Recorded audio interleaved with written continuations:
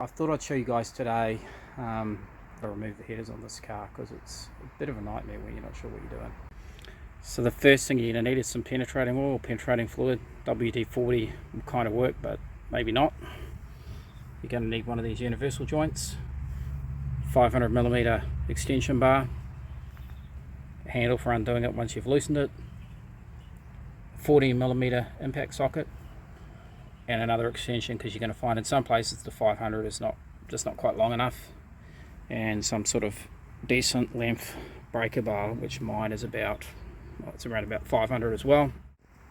And the reason you're going to need those things is because they are going to be pretty much almost welded on there with rust. They are extremely difficult to move. So from the front of the engine, they're on this side and that side, but they're buried right at the back, and there is bugger all room to get. I would recommend that you remove your compressor, your air conditioning compressor.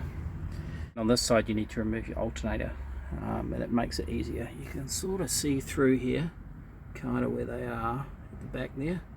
I'll take you under the car and show you. So from underneath the car, you've got your steering, your wheels, and your headers go up under here, and there's 3 bolts. There's one at the bottom, which you can see here, and the other 2 are at the top, and you just can't get it. On this side of the car, on the driver's side, you have an extra issue, which is that steering rod that goes across there, because that's also in your way. So on the passenger side, you get at one in there, basically over the top of the engine mount, and the other one you can get at underneath here, but you can get at both of them anyway from the side. So you'll get both of those bolts undone. You'll need the leverage if they're really tight, like that sort of leverage. On the driver's side, you can get at one of the nuts the same way, but the other one you need to get it at like this. You basically need that swivel extension. So you can see there I've got it in. It fits in pretty much the same place, and with the extension it will clear the thing. You've still got to go under the car and put it onto the nut, which we'll do now. So maybe it's a little bit hard to see, but it's there.